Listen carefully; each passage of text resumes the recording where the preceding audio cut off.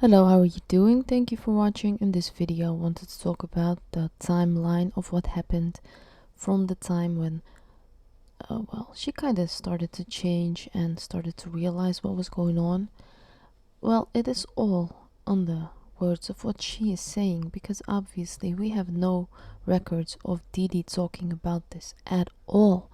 So we all have to go on what Gypsy is saying and also take that with a grain of salt because in one interview she says this and in another interview she says something else. But this is kind of the basic timeline of what I got out of it and what is kind of similar in almost every interview.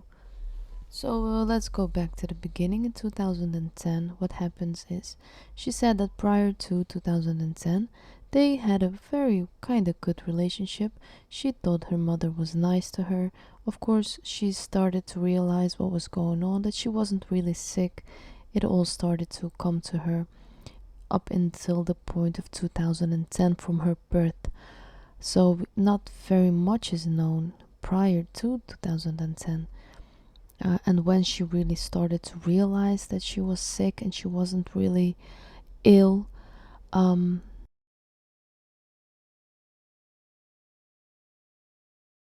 of course, we cannot pinpoint the exact time, but there was a time when she said that she started to rebel against her mother's grip on her life, on everything, that she could not have the freedom that she wanted, and she really wanted to break free. So that's what happened in 2010. As you can see on the picture, the relationship with her mother started to worsen, and that is what, from her own account of what she told. And because of this relationship worsening, she started to thinking of a plan of to get out of this situation. She said that she tried to run away, and she has done this in 2011. But one thing she has not mentioned what happened from 2011 between 2011 and 2010 is that she wanted to get rid of her mother. She did that by pulling up a BB gun and pointing it at her. She said that at the time she did not know it was a real gun, but she pulled the trigger anyway. And this all happened after an argument. She said that she wanted to be free, and then she started to rebel against her mother, and she just lost it at this point, grabbed the BB gun and shot it at her. So and then that did not work. She attempted to run away, and she has done this in 2011, and she ran away into the arms of a pedophile called Dan, who thought that she was a minor at the time, but of course she was not. She was already an adult, but because of the fraud of her mother, she thought, of course, that she was younger, or at least the people in her surrounding thought that. And of course, also in this time, she found out that she really wasn't that age. She was much older, and she said that she found it out because of an document she found in her safe.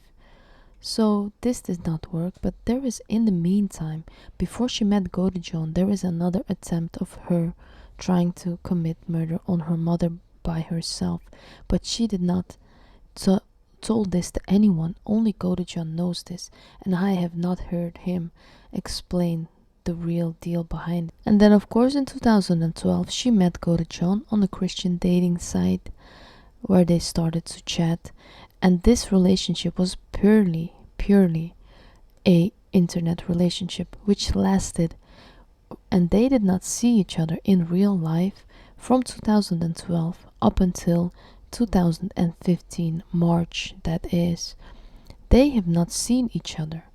That is a long time to have an internet relationship without physically seeing each other, which must be very hard for them both, and Godejohn also, of course. So it makes the whole situation a bit more, well, explainable, you might say. When you have not the chance to see each other for such a long time and you are in love, of course, this creates a kind of a desperate situation. And this is, of course, exactly what has happened between those 3 years. So during this entire time, their relationship and their communication consisted of text messaging, video chatting, and of course on the Facebook Messenger. So, who is the aggressor in this situation?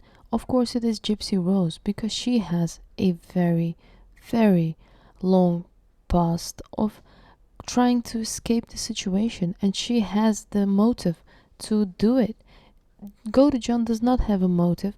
The only motive for him is that he loves Gypsy, and he will do anything in order to be with each other. Because again, think about it. They have not seen each other from 2012 up until 2015, have not been able to hold each other, to even have this physical relationship, And it must be very hard. So of course they became so desperate that they decided, all right, you know what? We are going to do this. And it was a gradual process of manipulation and deceit from Gypsy's part. And then after that, it was only a few months from March until June that they decided to execute the plan. She was constantly referring to the plan and asking him questions about it, right? And Goda John, you can see him because of his disabilities and his mental state. Remember, he has a mentality of a child because it is an IQ of 70, which is not high at all. So he often said, I don't know what you're talking about. What do you mean? And you can read it all in the text messaging. So, alright, there were two other options that she said that they have considered. One is to poison her, and the other one is to set the whole place on fire, which would of course also murder her mother and would leave her to be free to do what she wants. Not one of those options are to run away to tell her father or nothing like that. And this is what she said during the trial under oath. This happened, they both agreed, and then in June 2015 they entered into the final execution of their plan. Goda John came to her house. Gypsy Rose Blanchard prepared everything up front. She has done this while she was in the house with her mother, and her mother was still alive. So it is a premeditated thing which has at least 5 years of planning before she even met Goda John. And then you can see at 3 a.m., and this is data we have found from the trial where she explains the whole thing, and this is a very interesting part. So 3 a.m. Didi was dead. They have committed this crime. She said that she did not see the body at all. She did not dare to look at it. But then again, from 3 a.m. up until 6 a.m. they stayed in the house. That is a very long time to stay in the house with a dead person, right? A crime scene, which most other criminals and who have committed these kinds of crimes, they want to go out of the house as quickly as they can. You don't want to be associated with what happened. You want to leave the crime scene, but they stayed in that house for 3 hours. And now, do you believe that she has not seen the body? Alright, it is all just speculation because there is nothing from her part about this situation. That's all she said. She said it was done at about 3 a.m. and then they left at about 6 a.m. And then again, what did they do? They had sex, and then she cleaned the entire house. But does this take 3 hours? I don't know. Tell me what you think.